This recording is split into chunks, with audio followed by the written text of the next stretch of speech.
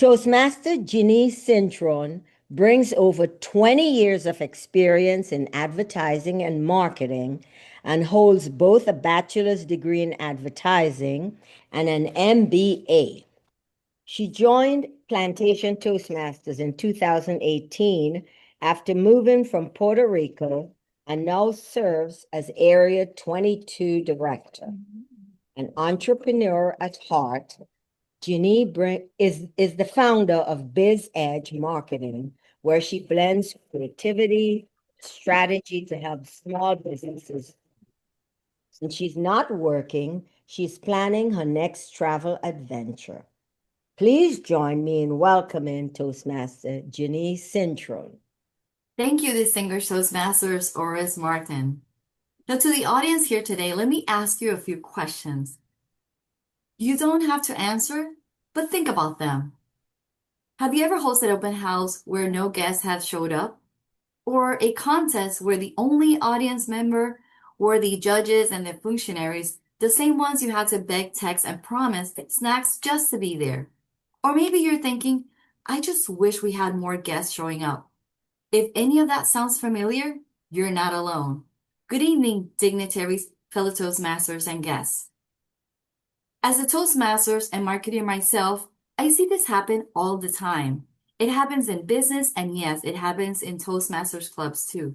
And today, I want to show you how your club website and open house marketing can work together to attract more curious visitors, leading to better attendance and a stronger membership growth. So your event feels less like a rehearsal and more like an actual event. Because no matter how great your event is, it won't succeed if people don't know about it. Keeping your event like a secret is like throwing a party and forgetting to send the invitations, posting one flyer in one place one time and hoping people will show up. That's not a strategy, that's a gamble. In marketing, we talk about touch points. People rarely say yes the first time they see something. They say yes after they see it multiple times in multiple places. So let's talk about the best 6 places to promote your open house and how to use each one of them effectively. Now let's start with your club website. Your club website is your home base. Your website is not optional, it's your club's foundation. This is the first place that guests go before they even visit your club. You can create a dedicated home open house section or banner on your homepage that includes the date, time, location, and including a Zoom link if it's an online open house. You should also include who is it for, what will they gain attending to your club's open house, and a clear call to action link or button telling the visitor exactly what you want them to do or go. Example, register here or visit us at X, Y, and Z. Here's an example of a Toastmasters website that does a lot of things right. And since a lot of clubs use free Toastmasters Club's free website, I thought it would be best to use it as an example. One of the biggest struggles I hear from officers is that they don't know how to update the website. I will show some examples of what features you should keep in mind when creating an open house promotional event on your website. Now, before I dive in, I want to set expectations. With the limited time we have, I'm going to give you a quick tour of the most important areas on the back end of your club's website, where to find them, and how to use them to update or promote your open house events. Now, first, you have to log in using your admin credentials. Once in your backend of your club's office website, you're going to see on the top left the main menu, and you're going to see on the top right a little pencil where you're going to edit in the back end of your website. The first tab you're going to see is the basic settings, where you're going to be able to see the club name, description, and the keywords. The keywords are very important because this is how your club is going to be searchable. The second tab is going to be the appearance, how you want the world to see your website. On the top, you're going to see the banner text, which is the text that you're going to write here, and most oftentimes is the name of the club. The next tab is the home page. You're going to see the main heading where you can write it here. And in this area, you can either write information about your club, or you can use it as a banner to promote your open house or any event that's going to show up in this other banner that is right underneath your club's name. In this area, you're going to see the homepage content. If you use Office, such as Word, PowerPoint, or Publisher, you may be familiar with a lot of these icons, which are the same ones that you're going to utilize to update the homepage of your website. In this area of the website, you can also create information about the open house. As a reminder, you can use different colors, font size, just to make it stand out from the rest of the body of the main website. The second icon you're going to see is about the template. The template is the template that you're going to use to showcase how your website is going to look. In this bar here, you can scroll down and you can find many other templates. Now, if you're going to use a template that includes an image, make sure or be mindful of the orientation of the image. For example, if the template that you use requires a portrait image, try to avoid using a landscape image. And the reason is because when you look at it on your desktop, it looks nice, but when you look on the phone or on the tablet, where most of the people go for the first time when they're looking at a website, you're going to notice that the image looks stretched because this specific template requires a portrait image. The same if you're using a different font, a bigger font, because you want something to stand out. Make sure to test it on your phone because, again, first impression counts, and this is how it's going to look on the website and the first impression that the visitor is going to look. You can add images, videos, and a link on your website. To add a link, you're going to have the opportunity to add a display text in this area, telling the visitor exactly what you want them to do. Don't forget to add the URL, which is the link that they're going to use to visit the website. And don't forget to click OK. Then you have the meeting information and direction that is going to go on the body of the main page of the website. Now in this area, make sure to add all the information, the expectation, address, time, location of the open house. Now it's very important to be very specific when talking about the address and the location. If your open house is going to take place in a building, what floor is it? What room is it? Make sure to take the visitor straight to the door where the open house is happening. And last but not least, the social link. Make sure that you can add all the different social media links that shows on your website. With this bar, you can see more areas where you can add more links. And don't forget to save it once you update each section of the tabs that you just updated. So now that you have updated your website, remember, if someone visits your website and cannot tell there's an open house happening within 5 seconds of visiting your website, you have missed a great opportunity. The second placement is email marketing, which is your warmest audience. Email is one of the most effective marketing tools, and the best part, it's free. You can use your club's contact list, past guests, former members. You can also use, of course, when appropriate, area or division lists. Best practice to promote an event like an open house is to send at least 3 emails. The first email should be an announcement email 2 or 3 weeks before the event. The second email should be a reminder email 2 or 3 days before the event. And the third email and last email should be a see you tonight event, see you tonight email the day of the event. Keep it short, benefit driven, and friendly. You can also sign up to any of these 3 platforms, Soho, MailChimp, or MailerLite. You can use the templates to build an attractive email for your open house or a simple email that looks like the email that you will send from your personal email. These services make it easy to maintain your contact list and also schedule your emails in advance. Now, always keep in mind that if you plan to send a blast email from your personal email, make sure to use blind carbon copy, best known as BCC your recipients. Failing to do this can flag you as a spammer and exposes everyone's email addresses. It also looks very unprofessional and can put the entire list at risk if one of the recipients' device is compromised. Now remember, people are busy. Reminders help them show up. The third placement is social media. Social media creates visibility and credibility. Social media is where people discover you. You can focus on Facebook, LinkedIn, or even Instagram. You can post a simple graphic with the open house details, a short video invitation from your president or VP of membership, a member as testimonial about how Toastmasters help them improve as a speaker or as a leader, or even a simple graphic that can be used as a teaser. As long as each post contains the basic information such as the event's date, time, and location, and most importantly, a clickable registration link.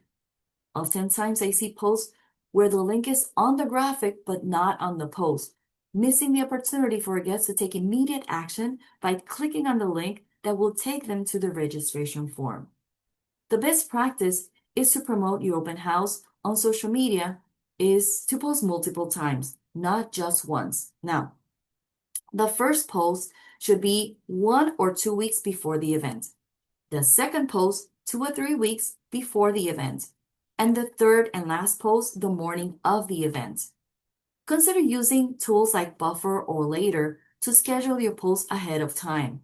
You can also use Meta, but Meta is limited only to scheduling posts for Facebook and Instagram. Using these platforms allows you to batch posts ahead of time. And remember, consistent visibility creates familiarity, and familiarity creates trust. The fourth placement is events platforms such as Meetup, Eventbrite, Alignable, and Facebook Event. Think of these platforms as digital billboards. People actively search these platforms looking for networking, professional development, and confidence building. Make sure your event listing also has a benefit-driven title, uses the same messaging as your website, and links back to your website. As you can see, every single one of these options circles back to your website, and that's why it's so important to update your website. Now let's go over each one of these platforms. If you're using Meetup, this platform allows you to post recurring events such as your weekly, bi-weekly, or even monthly events. But you can also add a specific event such as your open house by using this tab over here. Now keep in mind that if you're not currently using Meetup, there may be a cost. Next, we have Alignable. Alignable is a free networking platform that anyone can use where you can post recurring events and also a specific event promoting your open house by using this tab here on the top of the screen. Next, we have Eventbrite, which is one of the most searchable platforms. You can create recurring events, but also you can create a specific event like your open house. You can add more than one banner. See the little arrows here. So you don't have to add all the information in just one graphic, using it as a teaser, creating expectation moving from one banner to the next. It also gives you a clear overview in this area of the event, what it's like to attend to your club's open house and what can they expect. It also gives a clear overview of your club open house, the people that are attending. You can also include links that will take visitors to find your website and your social media. Eventbrite will also automatically display a map of the location when you add the address, making it easier for visitors to find your open house. And of course, and most importantly, a visible registration link. Finally, we have Facebook events.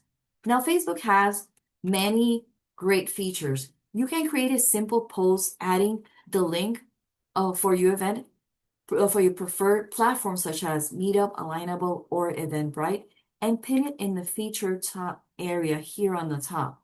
Having the post pinned to the top allows the visitor to click on it, and it doesn't get lost between all the different posts, taking the visitor straight to the registration platform when they click on it. Now you can create recurring events And you can also create a specific event for your open house. If you create a recurring event, you'll be able to see all the different events in this side of the platform, of the left side of the screen. But also for the specific event, Facebook highlights the date of the event, making it stand out and making it more visible. Now you can create a specific graphic for this event. So all the information is in this specific area instead of trying to adapt a portrait graphic into this space, which oftentimes doesn't look best and may not show the information in this specific area. Now keep in mind that consistency across platforms make your club look organized and professional.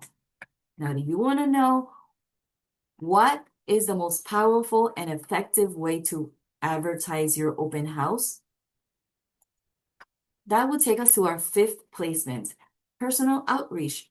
That should be your secret weapon. This is the most powerful and the most overlooked placement.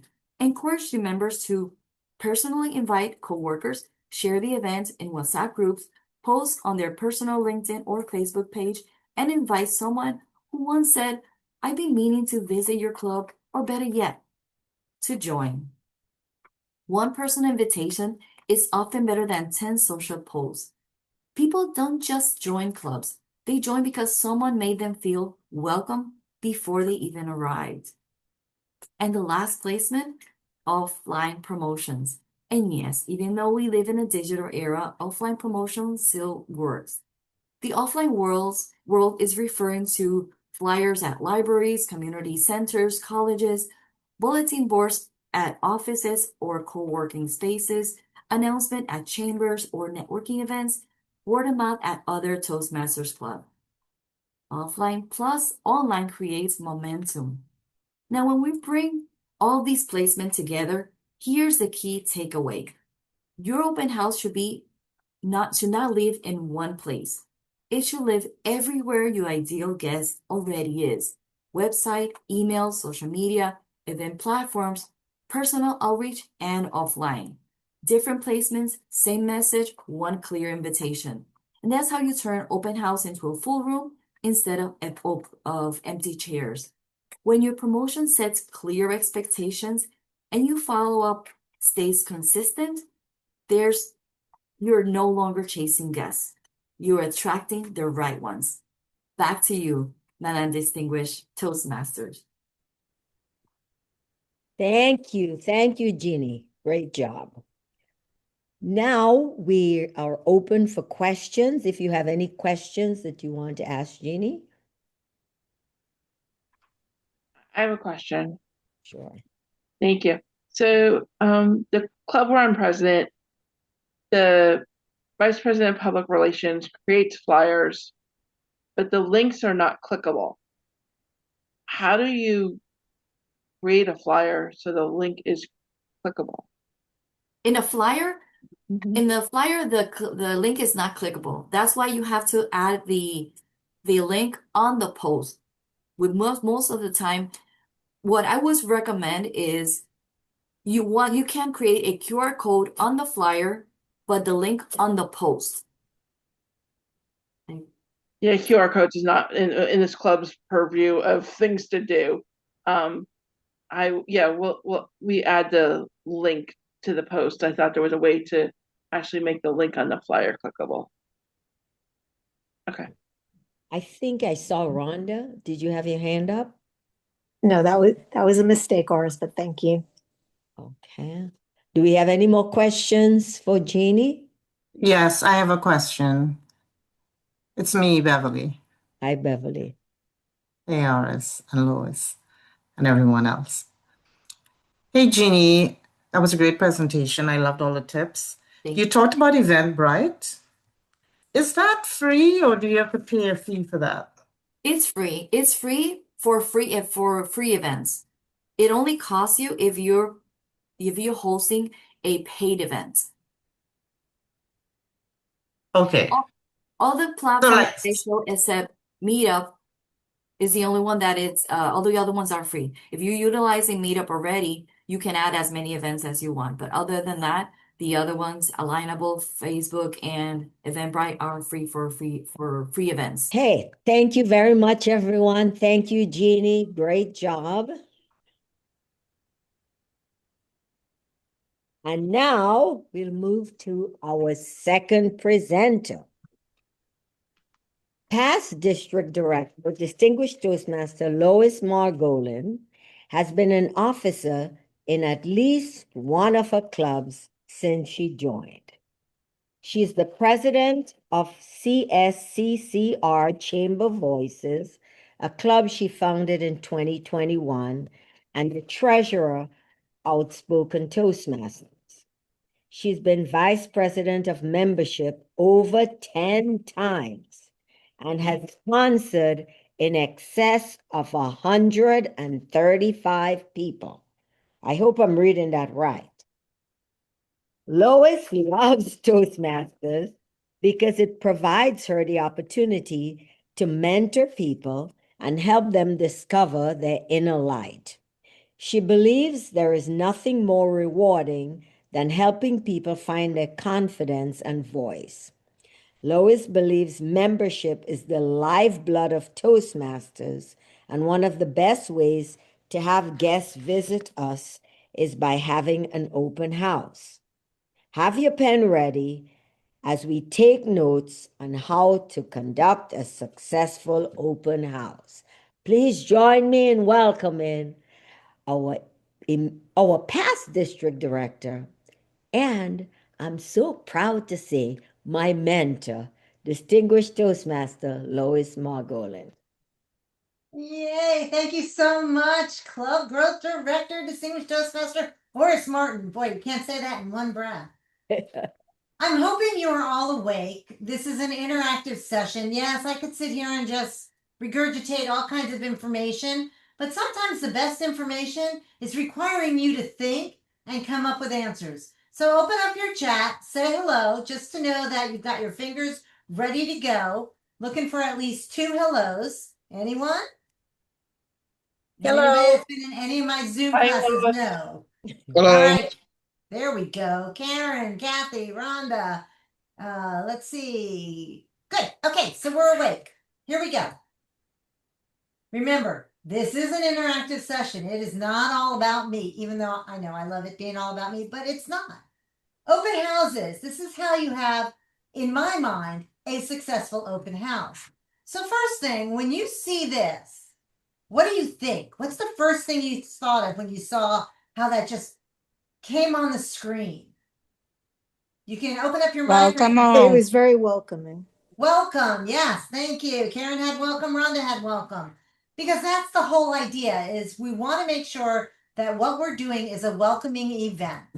So we're going to talk about the why, what, when, preparing logistics, the event, and we'll do a quick recap. And I do have a cheat sheet for you that I will put in the chat. And I will also send it over to Aura, so if she wants to email it out, she can do so. So why, what, when? First of all, why do we have an open house? To Anybody have attract any members. ideas? To attract members. Attract members. What else? Run, come see. Make Say aware that of again. what Yeah, come Toastmasters is. see. Showcase Toastmasters. Showcase Toastmasters. All Of right. course, with the current members, Extend the network of Toastmasters. Ban the network. I like that one too. I need to write that down because I didn't have that. To have To tell fun. more people about Toastmasters. Thank you, Bianca. So let's see what kind of things I came up with. To generate interest, public awareness, educate. And I think that's pretty much what you all were saying when you're saying talk about it. Increase enthusiasm, not just to the outsiders, but also to your members. We're putting on something special and you're part of it. And build your member team network. Whoever said that, kudos to you. I think that was, I'm not sure. But most importantly, and Rhonda hit it right off the bat, you need to grow your club. That's what this is all about. We have an open house so we can grow our club. Now, the next one seems really obvious, Where should the meeting be located? I would say where you normally hold your meetings. You want them to know where they're going to be. And why is that? Well, if you're trying to attract new members and you have it someplace else, they're going to think the meetings are going to be there, and then they might not be able to come to the place where your meeting actually is. So I would say it should be where your meetings are. That's exactly right. You don't want to have your meeting in this beautiful, glitzy location, and then when you actually, or your open house in this beautiful, glitzy location, and then when they say, yes, I'm ready to sign, and they come in and you're just like in a regular, everyday type place, and they're wondering, what did I sign up for? You need to be authentic. You need to show them who you are and what you're bringing to the table. So, correct? The meeting should be in the same location. When should you have an open house? During one of The hours when you normally meet. Hours you normally meet? What about what months? What's the best month? March and September. February. Ding, ding, ding. Who said that? Betsy, was that you? Betty. March and September, the best time. And why is that? Membership renewal. Thank you, Frankie. There we go. You guys know this stuff. You can also have, if you have membership below 10 or 12, or you're aggressively looking for that Smedley count, then hold additional open houses. There's no rule about how many open houses you have to have. Preparing for the open house. Oh, okay. We've decided we're going to have an open house. 6 weeks before, make sure you have your location. Especially some of us have to say that we are always going to ensure that we have our space. For instance, one of my clubs meets the first and third Friday of the month, and the fifth Friday of the month, which happens 4 times a year, we have an extra meeting, and that is our open house. So we have 4 open houses, and we have to make sure we secure that space. Order brochures. You can find that voice, you can get online, you can print things out, but you want to make sure that you have something available for the members or the guests so that they can take something away with them. It's incredibly important that they feel that there's something out there for them. And then get your volunteers. Make sure in advance you know who's doing what, or at least who's going to be there to help you out. And thank you, Jeannie, because now is when you do the promotions and the marketing. So, yay, Jeannie. So here's a question that I've been asked a lot. Should we get the best of the best speaker for this open house? What do you think? No. No. You don't want to scare them off.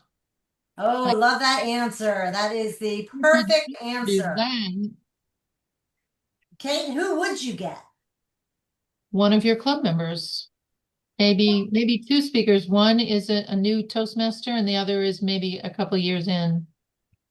There you go. Who absolutely should be at the open house? The board, your president, your vice president of education, your vice president of membership. Okay, your board. Everybody. Yeah, really everybody. All right, well, I'll go with the president. Has to be there. We're talking about the has to. Mm. And Vice if president you, membership. You have membership. VPM should be there. Mm-hmm. What if you have a coach? Yes. Coach is so incredibly important to clubs that have those 10 to 12 members that you don't want to have an open house if your coach is not going to be able to be there. Because they're the one traditionally that has more experience, not always, but they bring a different flavor to the event. So if you have a coach, please make sure that your coach is at your event. And of course, all your board members and as many members as you can get should be at the event. But the most important, president and coach are an absolute. If they cannot make it, you should consider not using that date. That is how important those 2 individuals are. So logistics, as we get closer to the event itself, we have to start thinking about what are we doing? Like, how are we going to do this? So you arrive 30 minutes early because you need to set everything up. And I think it's interesting, Bianca had mentioned when you're talking about speakers, invite at least one person from the district and one distinguished Toastmaster. Nice. Okay. And we will get to that as we get to our checklist. If you're going to have food and drink, make sure that you've got that set up, ready to go. How important are agendas? Have you ever been to an event and everything's just kind of off the cuff? Oh, yeah, I think right now we're going to do. No, you need to have that agenda and it's got to be sparkly and ready so that your guest knows step by step what's going on. If you have a nice enough space, big enough, registration table would be nice. And guest packets. And the guest packets could have that find your voice. It could have an application in it. It could have some of the curriculum and the pathways benefits. What do you get out of joining a Toastmaster? Whatever makes it important to you. And we're going to talk about that in just a moment. But that's a critical piece. Now, we talk about the fact that we should have greeters. If you have 4 people join, walk in the door, 4 guests, and you only have 1 greeter, it's going to be like, hi, how you doing? Move aside. Hi, how you doing? Can you move? Hi, how you doing? No, you need to make sure you got enough greeters for how many guests. So maybe you have them lined up and you say, okay, Beverly, you are greeter number 1. Kate, you're number 2. Frankie, you're number 3. Betsy, you're number 4. And as they come in, you know, oh, Beverly's up first. So Beverly takes the first guest aside, makes them feel nice and warm and welcome. And now it's Kate's turn. So you kind of line up and know that you've got enough people to be the greeter. Because the last thing you want to do is, how you doing? How you doing? Could you move over there? Hi, so glad you're here. Could you go over? We need to make our guests feel special. And the way you do that is to have enough greeters for the number of guests that you think are going to be there. Are there any questions about that? Okay. The event is almost here. This is it, your big day to shine. The first question I want to ask you is, who are you? What is your club? Now, you would like to think that every club is the same, but they're not. Every club has a different flavor. And I'm not just talking about, oh, well, we do, bilingual or no, every club is different. So let's just take 4 clubs in Coral Springs. One club meets at 7 in the morning. So that's for your early birds. One is online only. And the early bird one is also hybrid. One has a lunch. They meet every Tuesday at a luncheon place. And one meets twice a month and is part of the chamber. Those are 4 different flavors. None of them are the same. Yes, we all do the same thing. We all have a Toastmaster of the day, an on-counter, or a body language monitor, a timer, a speaker. We have all of that. But there's a different flavor to each club. So if I'm going to visit your club, what is it about you that's unique? So this is something I do want to ask you. What makes your club unique? You can put it in the chat or you can unmute.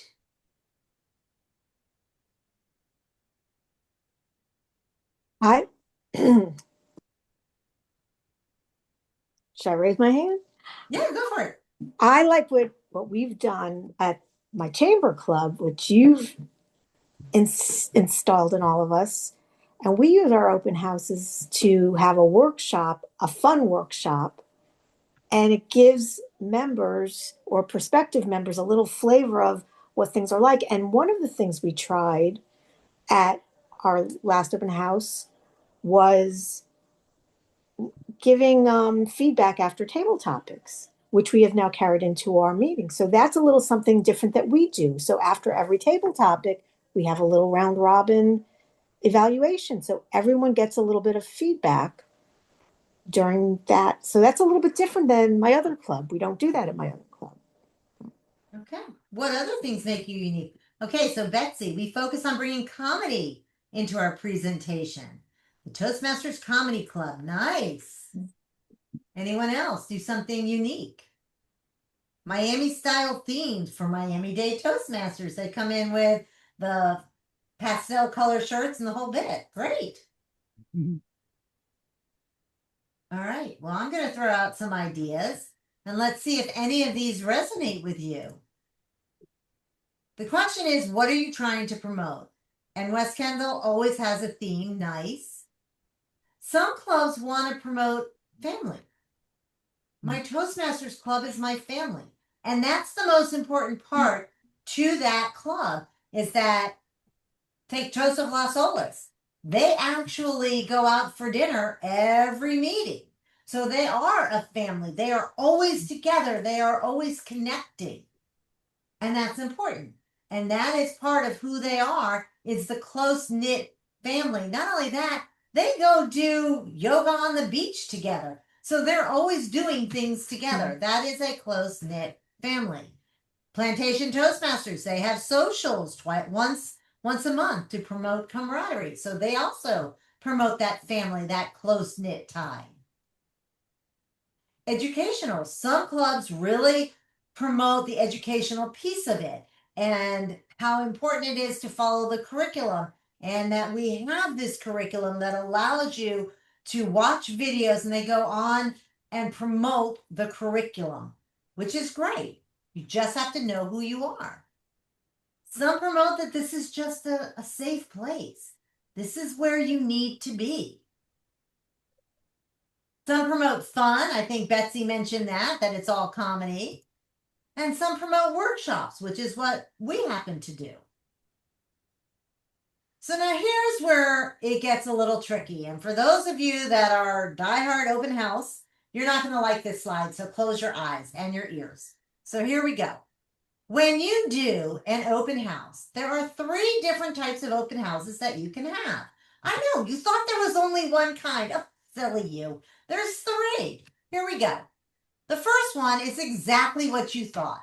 It's like a regular meeting. You maybe have 1 or 2 speakers, whether it's a distinguished Toastmaster or someone who's brand new, or you have however you want to do that. But it's a standard meeting. And that way, your guests know exactly what to expect when they join. The second one is to have a workshop. Our club happens to have a workshop. 90% of the people that attend a workshop will come back and sign the next week. And the reason is because the workshop is fun, it's interactive, it's different, but we tell them before you sign up, come and visit a regular meeting and know what it's like. So we really don't want you to sign up right then and there, but we'll take your money if you do want to sign up. That's okay too. But they have to realize that the meeting is a little bit different. Now this time we flipped it. We had a bunch of people come this week and last week, and then we're going to have the workshop next week. And so these people have already seen what it's like, and I expect them all to sign at that point, because a workshop is an interactive activity that allows them to immediately learn. When we do a regular meeting, they're hearing things, they're seeing things. Are they learning as much as when you have an interactive workshop? Maybe, maybe not. And the third option is you have a regular meeting, have 1 speaker instead of 2, but have the table topic evaluations. And I know some of you have heard this story before, but Brandon, Kinsey, and I were coaches of a club, and there was a problem with our location, and we ended up at the library of all places. There were 4 members and 5 guests, and the only thing we had was 3 colored pieces of paper: red, yellow, green. That's it. We didn't have any speakers. We didn't have any agendas. We had nothing. Very unprepared, because the person that was supposed to bring all of this stuff, it was raining and they didn't show up. Brandon and I put our heads together and we decided to do an entire meeting of table topic evaluations. Now, how does that work? Table topic evaluations is where a question is asked and then someone answers it, and we go around the room going, hey, what did you really like about that table topic answer? Oh, I liked her smile. I liked the fact that she made me feel warm and fuzzy. Whatever it is. What did you like? What did you like? What's one thing they could have done to maybe make that speech a little bit stronger? All 5 guests signed up that day because they found value in that meeting.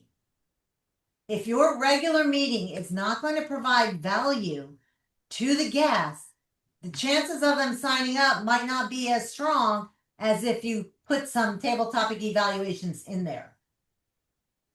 Because that's the opportunity where they get to stand up after they watch some members do it and they get immediate feedback.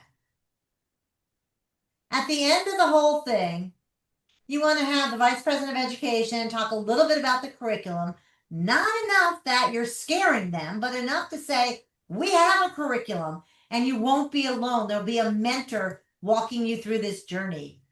The VPM talks about how to join and what the costs are. Maybe you have a couple of members come up and share their whys. I always like to end the meeting with the fortunately, unfortunately game because it makes people smile. And I ask the guests, what did you think? And inevitably they're going to say, well, it was very structured, or I had a lot of fun. Listen closely to what they're saying and how they're getting that across. So to give a recap, and this is what you're going to get when I put it in the chat in just a few minutes. 6 to 8 weeks in advance, you're going to have a committee with a budget. You'll set the date, you'll communicate it, you'll have your public relations. Here are some of the things that you can do. Invite local politicians if appropriate. Arrange for your guest speaker. Creates the buzz and excitement if you don't use a speaker within your club. Approach experienced members for key roles. Remember, this is a show. This is not a regular meeting. It is a show. You are putting on a presentation to a group of individuals. Invite your area, division, and district dignitaries. I think Bianca mentioned that. Put them on the agenda. Invite past members. Maybe they'll rejoin. Invite the founding members, the sponsors, the mentors, the coaches. Ask club members to bring a friend. Pick an appropriate theme for the meeting. Pick a word of the day that matches the occasion. Prepare a suitable table topic session. Select speakers. Prepare the open house packages. And consider an incentive to join the day of the open house. 2 weeks in advance, if you're going to use name tags, make sure you have name tags. Finalize the agenda. Do you have decorations? Make it fun and festive. What about a cake? Are you bringing cake in? Food. Consider the dietary area of it. Don't forget your plates and forks and napkins and cups. Finalize any incentives. Now, I put gift card on there, but please keep in mind, if you have a gift card, you're paying for it on your own because your club can't pay for a gift card. They can pay for a Toastmaster International gift certificate, but we are not allowed to pay for a gift card. And print ample supplies of your agenda. And finally, 1 hour before, set the room up, theater style, or however you normally do it, and test your equipment. Arrive early, set the welcoming tone. Guest greeters arrive early. Know your order. I'm number 1 greeter, 2, 3, 4. Guest book. Make sure you have a guest book and the open house packets are available. Welcome the guests. Allow guests to participate in table topics. If they want to participate, let them participate.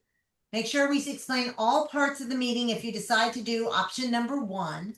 Thank the guests and dignitary. Thank the organizing committee and invite everyone to sign up or come back. And I know Price is going to do the follow-up at that point to make sure that we close the deal.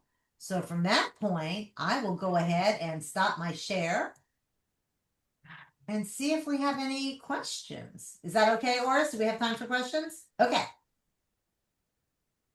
Kate. Hi, very good presentation, great ideas, thank you. Most of this can be adapted whether you're a remote or hybrid or an in-person meeting, I believe. But the greeting part is a little tricky for remote-only clubs. Any ideas for what to do there? I do have ideas. I'm so glad you asked because I forgot to bring that up. Oh, good. So when you have an online-only club, if a guest comes in, let's say a guest joined right here, right now. If you ask them, oh, we have phone number 954-555-1212. Can you turn on your camera and tell us who you are? You have just tapped in to the greatest fear imaginable of that guest. And what they're going to do is say, this isn't for me, bye, and disconnect. And you have no idea who they are, but you really made them afraid. So the best thing, and I think Susan Vinetta mentioned, she uses what they call a lounge. I just called it a breakout room, but they make it more formal. It's a lounge. And what you do is you open up a breakout room and you put the guests and your vice president of membership into the breakout room so they get to introduce each other and feel a little more comfortable with a smaller gathering than 20 or 30 people. Now, if you only have 3 people online, it's not a big deal. But if you've got a room like this and they come in, get to a breakout room. If you're a hybrid, go to a breakout room because you don't want them talking at the same time people inside are talking in the room before the meeting starts. So this gives you the opportunity to do some one-on-one conversation with any of the guests and not have any interference with the club itself. Does that help? Yes, great idea. Thank you. You're welcome. Beverly. Okay. Willis, you said that one of the things you do at the end is fortunately, unfortunately. What is that? Oh, it's like my favorite game. So I know everybody's smiling that knows me. So here's how it works. You take 5 or 6 people and you line them up in a row, right? And you go to the first person. Fortunately, unfortunately, fortunately, unfortunately, fortunately, right? 5 people, they all have a word. And you're going to do a continuous story. And I'm going to start the story with, I was on my way to the zoo. And then the next person might say, Rhonda, what would they say? Fortunately, I had the day off, so I got to have fun at the zoo that day. Price, unfortunately. Unfortunately, that day it was raining like crazy in Miami. Gary, fortunately. Fortunately, everybody had an umbrella and there were no holes in them. Horace, unfortunately. Unfortunately, it was so windy that as soon as I opened my umbrella, it blew away. Jim Barber, fortunately, take it home. Fortunately, about that point, all the tigers escaped from their cages. And that wouldn't be normally a fortunate thing, except in this particular case, it gave me the opportunity to show off my tiger taming skills. And that is the fortunate, unfortunate, because you always have something fun. So what I do is I start with 5 people, and then I let anybody that wants to come up play the game. So there was one time I had over 20 people in a line doing it, and it was a newer club. We were their mentors, and they all stood up, and we played the fortunate, unfortunate. Normally, you don't repeat the word fortunately, unfortunately, because we're on Zoom. It's easier to make sure people are following the line of speech. But it's just one big story with everybody telling one sentence. In one of my clubs, I end every meeting with the fortunate, unfortunate game. And everybody leaves smiling and happy. And we love it. And we love it, Lois. Yeah, it's fun. It's fun. It's different. And we have people like Jim who come out of the blue coming up with weird things, but that's what makes it funny. It sounds like fun. Okay, thanks. You're welcome. I think that covers all the questions. I don't see any other questions. I will relinquish my control back to Madam Club Board Director. Thank you, everybody. Thank you, Lois. Great job Yes. as always. You promoted your open house. You had a few guests. What do you do now? Our next presenter, Distinguished Toastmaster Price Polonese. He's a 3-time Distinguished Toastmaster. He's been a member of Toastmasters International for 14 years and is a member of 2 clubs. He has dedicated himself to developing his leadership skills by serving in all club-level officer roles.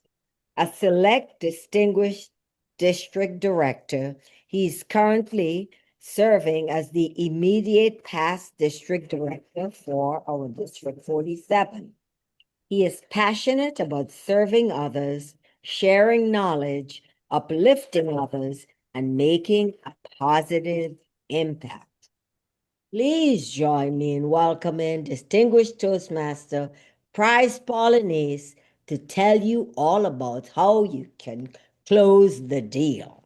Have you ever walked into a room full of people and ending up feeling invisible, lost, uncomfortable?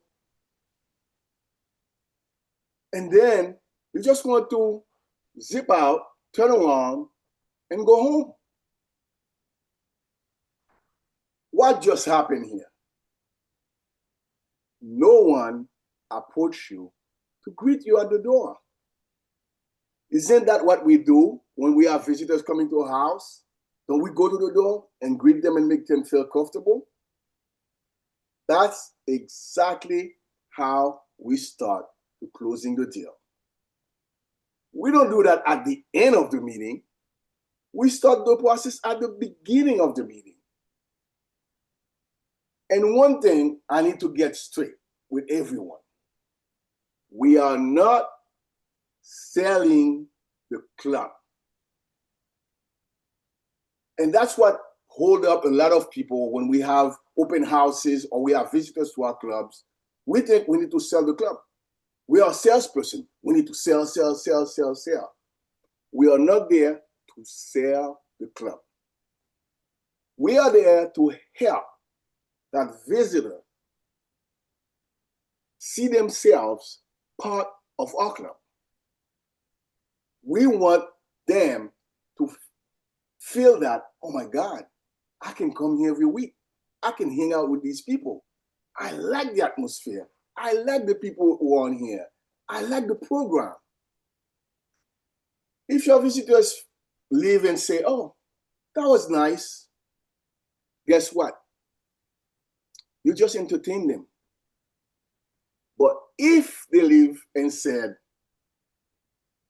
I belong in this club, you have done your work. And that's what we want to do every time. So the closing start before you even start with your open house or your club meeting, for that matter. Most clubs take the closing happens at the end. But really, it starts as soon as that visitor step foot into your club. Make sure you have a plan, especially if you have an open house where you're expecting a lot of people coming in. Make sure you have a plan in place. Even if you're the VP of membership, you should be not the person to meet every single person at the door, but you should have a whole committee of people to greet them. So you make sure that no one walk into that door and do not get greeted within the first 30 seconds within the time they step into that door. So guests need to feel welcome. Learn their name and use it. So when you meet somebody, ask them for their name and make sure you use it. And as you introduce them to the next officer or to the next member that's going to be hosting them, make sure you use their name. Say, hey, let me introduce you to John. He's visiting us today. So they can get the pronunciation of the names, because a lot of times we have people who have names that are hard to pronounce. And as well, make them feel welcome. Like, wow, they already know my name. I feel like I'm a cheers here. That's the feeling we want to give them. Assign them somebody. It doesn't have to be, again, the VP of membership. It doesn't have to even to be an officer. Assign them somebody in the club that they can sit next to and to guide them to your meeting. Make them feel comfortable. Tell them what's going to happen. It's not just about the agenda. Agenda is nice. For example, some clubs introduce guests at the beginning. They do self-introduction. So you may tell the guest, hey, we're going to be calling on you just to say your name, and you can just say that and sit down. And then we call on you again at the end, just to tell us how you experience the meeting. So make sure you prompt them and let them know what's going to happen so they don't get surprised when they get called on and they say, oh, why are they calling me? Explain to them very shortly, within about a minute, what's going to happen throughout the meeting. Go through the agenda with them and tell them. Like, for example, tonight we're going to have prepared speeches.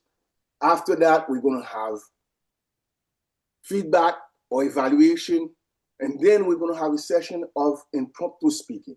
So make sure they have a flow, an idea. Besides your paper agenda, make sure you tell them what's going to happen to them.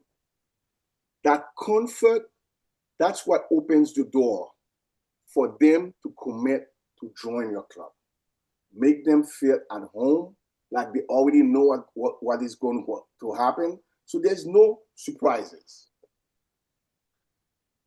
The next thing, make the meeting about your guests. Your visitors are your primary audience for that day. And whenever, whether it's an open house or at a regular meeting, if you have a visitor, make the meeting about them. And what do I mean by that? Introduce your visitor early, like at the beginning of your meeting. Say, hey, we have so-and-so visiting today. And encourage your officers and other members to use that person's name when they are doing the introduction. Toastmaster of the day, fellow Toastmasters, most welcome guest, John. Don't just say guest. Say their name so they can feel that, wow, I'm already part of the group. That part is very important because your name is the best sound you can ever hear somebody say. And invite them, but never pressure them. I'm very sensitive about that myself because one of my best friends, still this day, will not attend Toastmasters because he went to a meeting and he got called on for table topics. And nobody wanted him. So ask them from the beginning if they want to participate. But don't just ask them like at the very beginning. Do a couple of table topics and let them know, hey, would you like to participate? If they said no, leave it alone. Don't try to convince them on the spot. Just move on. And if they visit again, you can always ask them again. Say, hey, I know you visited here before. Do you want to participate today? Be very careful about that. It's great to invite, it's great to have them participate in table topics, but at the same time, if they're too scared to speak in public, that might go wrong. So you don't want to mess that opportunity up. So let them be comfortable to say whether they want to participate or not. And then when you introduce any part of the meeting, for example, table topics, you might want to tell them, oh, this is where the table topics master will say that. This is where we practice impromptu speaking. And I usually say for the benefit of our guests, table topics is where we practice impromptu speaking. We will ask a question and then we will choose somebody to answer that question. And then I will go ahead and start with, of course, experienced members first. And then I'll turn to the guests and I'll say, hey, John, would you like to answer a question yourself? And they might say yes, they might say no. And if they said yes, ask them. If they say no, just move on quickly. Don't embarrass them, don't make them feel uncomfortable. Even during evaluation, you might want to tell them, this is the part of the meeting where our members get feedback, positive feedback from their speech. And that helps them improve and become better speakers. And that's what, for example, the general evaluator will say. And continue that throughout the meeting, making sure that your visitors feel part of your meeting. Now, the next step, tell them stories. Tell them stories. Nobody come to Toastmasters or to a club to tell them, oh, my club have been around for 60 years. I belong to 2 clubs. Both of them have been around for 60 years. Does those visitors care? They don't care. My club have been president distinguished for the last 10 plus years. Does the visitors care? They don't care. They don't know what that is. They want to join because they want to transform themselves. They want to improve themselves. So talk to what they need. You know, tell them, I used to be terrified of public speaking myself. Or Toastmasters have been a great help in getting me promoted at work. Ask them what they are working on, why they are here for, why they are trying to improve, and tailor your answer to that, and show them how Toastmasters or your club can help them. How that you had the same issue. Most of us have had issues with public speaking because we had a fear of public speaking. So when somebody tells me, oh my God, I'm terrified of public speaking, say, I was just like you when I started.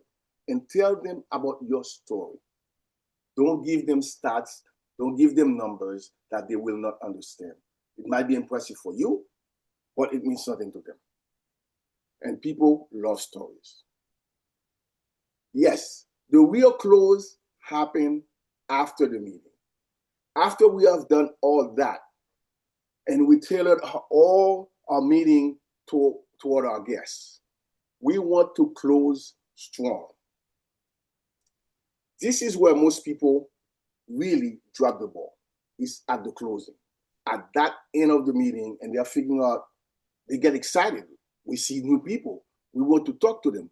But what do you want to do? Don't just go ahead and hand them some paper, some flyer, and say, oh, here's some information about Toastmasters. And let us know what you think about it. No. Don't assume that just because they're interested, because they showed up, that they are committed. That's two different things. Two different things. And you may have somebody that show up on that day and they are interested, but guess what?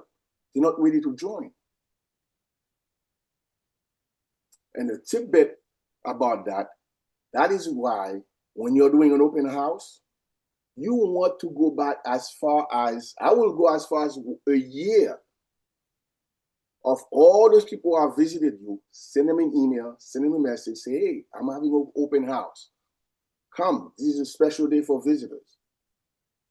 6 months to a year easily. Invite all of them. You never know. They may have been interested then, but they never committed. Now you're giving them a chance to re-engage. I just had a young lady just yesterday who joined one of my clubs. She visited back in December. We send an email out. She showed up yesterday. Guess what? We have a brand new member. Overnight, she paid. Boom. So don't ever think that those visitors, just because they show up and they never commit, are gone. You can always re-engage with them. So what to do after the meeting? You want to have a one-on-one conversation with them. Now, if you're in person, it's easy to do. And you can always assign different people, especially officers, to, hey, each one of you need to get a guest because I have too many people as VP of membership. Make sure somebody's talking to them. If you are on Zoom, online, and I know Lois alluded to that earlier, use the breakout room system. My online club, I have an only online club. My VP of membership used that all the time. Whenever we had visitors, she will take them to a breakout room right after the meeting or at the end of the meeting before they shoot out and leave. She'll make an announcement for them to join her, and then she will have the conversation there. And that conversation, again, should be tailored to the person. Not about your script, what you taught, but tailor to their needs. What are they looking for? What do they need? Ask them, what brought you here tonight, for example? Or what do you want to improve? That's a very good question to ask and get your feedback right there, and you can tailor to that. If she says, oh, I'm here to improve my public speaking. When I started, I came to Toastmasters for the same thing, and this is my story. Tell them about your story, because your story is very compelling because it's yours. You know it. And the emotion are going to come out, and they are going to see the sincerity in what you're telling them, and that's what's going to close the deal. Connect their goal to your club. Oh, wow. You want to improve your public, this is the club for you. This is where you want to do this, because here we have a supportive environment. All our members will support you, will give you positive feedback. We will be there to support you. We have a mentor program where you'll be assigned a mentor to guide you through the process of doing your speeches and all that stuff. So make sure you connect whatever the goal is to what the club will do or the members and will do for them. And that is the way you do it. Now, obviously, not everybody is going to sign up right there on the spot. You may have a few, and that's always welcome. And that's why when you're asking them those questions, you want to always have an application on hand. Always have an application. I've gone to open houses where there was zero application. Zero, none. Give them an application. Give them the application. So if they want to join, they have the paperwork already. They can look over it. They can ask you a question, and that gives you another way to contact them afterward and talk to them about something that you're giving them, the application. Do you have any question about the application, for example?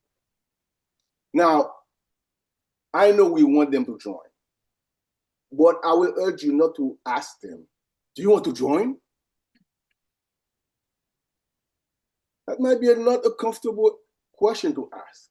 Instead, as you hand them the application, tell them something like, well, the next step to becoming a member is to fill that application right here so you can go ahead and start on your journey to improve your public speaking. Something to that effect. Like that, you do a softer sell. They don't feel pressured, like I have to join or I don't have to join on the spot. They don't have to. So make sure you always have that application in hand and tell them what the next step is going to be. Say, hey, if you fill that application, I will talk to the VP of the treasurer so we can get payment and we can swear you in next week. Tell them what the process is going to be so they are aware of what they need to do. People really, a lot of times when you ask somebody a question, they hesitate because they feel that they have to make a decision. So we want to do it that softly, tell them about the next step, give them the application, and tell them what's going to happen after that. They will act when you show them a clear way to do this. So make sure, especially even if you have an open house or you have a visitor coming, make sure you have a way to take payment. How are you going to take the payment? How are you going to take the application? How do all those things are going to happen? I know we now have the prospective management system and a lot of clubs are using it, and it's fantastic. So if we're going to text them that link and tell them, go ahead and get on your phone right now, you can go ahead and put your information for me and I can shoot out the application to you electronically for you to have it. You can do that too. But have a process in place so they are not confused of what they need to do. Now, if it happens that the person visit your club and then they leave and they did not join, it's okay. If they leave without joining, this is your opportunity to follow up. And try to do this within the 24 to 48 hours or so. Try to follow up right away with them. Send them a personal message in the sense that put something in there that you have talked to them about. Or talk to whoever, talk to them and say, hey, so-and-so didn't join. What did you guys talk about? What was the question? Find something personable to put in there. Something specific, like they said, oh, you mentioned that you're waiting you wanted to have more confidence at work. And we can, Toastmasters or our club can help you do that. So I hope you can join our next meeting next week at the same time, at the same place, and put the time and address for them so they can refer to it. And I always say, 24 to 48 hours before the meeting, send them a reminder. Say, hey, don't forget, we meet tomorrow at the same time, same place, boom, boom, boom. Send that over to them so they can feel that they are welcome and you're leaving the door open for them to do that. Now, visitors don't join Toastmasters because you convince them. They join Toastmasters because they feel that they are seen. As soon as they walk into that door, they feel that they are welcome. People are like greeting them and they feel comfortable immediately. They feel safe. From the way your club is operating, they feel that I can talk about anything. I'm safe here. This is a safe place to share. They are supported. They want to feel the support. When you are doing evaluation, when you're getting those feedback, they want to hear positive things and they want to hear things that will improve the members as well. And sometimes you may have some great speeches. They want to feel inspired. They want to be like, wow, I can be like that. Wow, this is amazing. So you want them to feel excited by the time they walk out of that door. Again, your job is not to sell membership. Your job is to create an environment where they feel belong. So when they walk into your club, from that time and to the time they walk out of the club, they have to feel that, wow, I really want to be in that group. I'm excited. This is really what I want. That's what you want to do for them. So again, when they walk into that door, make sure that they are greeted almost immediately. Almost immediately. Make sure that you assign them someone that will explain the process, what they're going to see, so they feel included. Use their name. Refer to the visitor's name throughout the meeting, especially if you have a Toastmaster of the day there, evaluators, all the functionaries to refer. Get that into the culture of your club. Tell stories. Don't give them stats. Don't tell them how many years you've been president distinguished. The real closing happens after the meeting is completed. That's when you start talking to them. That's where you give them the application. That's when you tell them, hey, this is the place that can improve you, help you improve your public speaking or get you more confidence. And you want to give them the step to follow and how, after you finish talking to them, what's going to happen. Somebody's going to send you an email. You're going to get a phone call. Whatever is going to happen. Let them know what the next thing is. And follow up, follow up, follow up, follow up. How long you follow up? I would say probably a month. Send them an email, a reminder every week. Say, hey, don't forget, we're meeting tomorrow evening at 6:30. The address, phone number, and everything. And make sure that you know that your story that you share with them is your story. And that's more powerful than any sales pitch that you can ever give. Any questions? Betsy, you have a question, Betsy? I do. First off, I want to say thank you to all the speakers. It was nice seeing everybody tonight. My question is, our club meets online. We have a small, I think, 10 members. Mm-hmm. So most everybody is an officer. How do I get my vice president membership to be motivated to follow up with our guests? Because I text her, the club is based in Cleveland. We meet online. And I remind her, please follow up 24 to 48 hours. Hey, did you invite them to our upcoming meeting? And I get every excuse under the sun. even the ones that come in through Toastmasters International.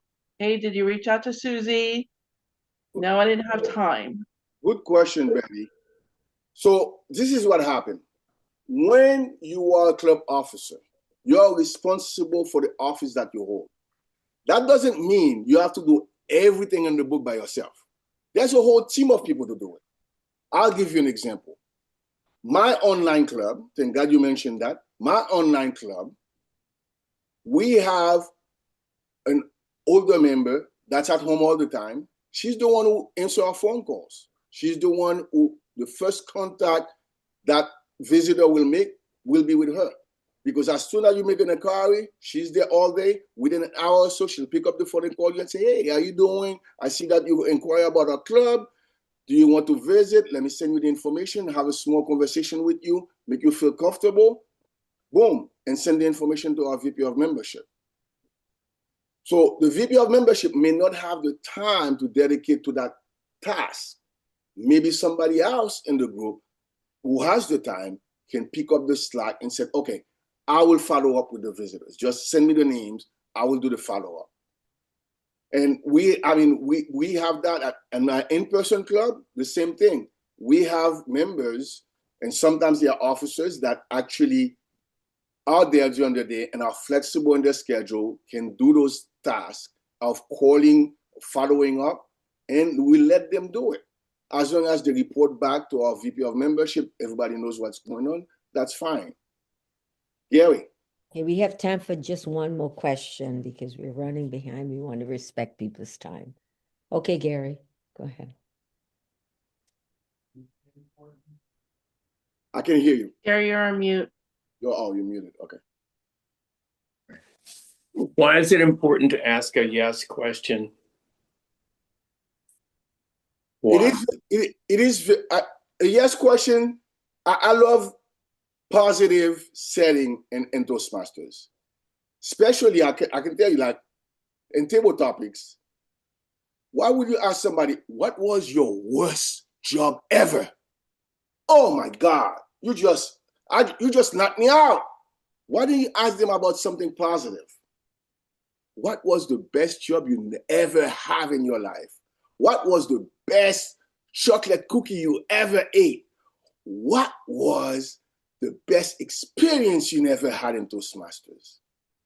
Yes questions are positive, they are reinforcing, they make people feel happy, and they'll lead people to you because you want to sound positive, upbeat all the time.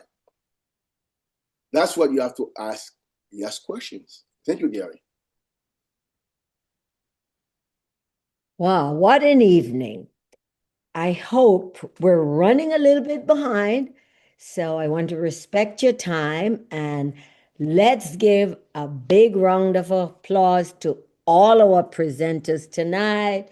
Toastmaster Janine Cintron, Distinguished Toastmaster Lois Margoling, and our immediate past District Director, Distinguished Toastmaster Price Paulin Hayes. Thank you so much. I hope that everyone who attended tonight can write at least 2 things that you took away from the presentations tonight that you're going to go back to your club and say, this is something I can implement. Because it was a lot of practical things, some of the stuff that you may have known but weren't practicing. But think about that. That is the way that you can grow your membership in your club. So good night, everyone. Thank you for coming. Have a good evening. If you want to stay on a little bit, I know some of our presenters might hang out to chat with you if you have specific questions. And we do have a PowerPoint from Jeannie that we can forward to those of you who want it, but the recording is going to be available afterwards. Thank you so much for being here.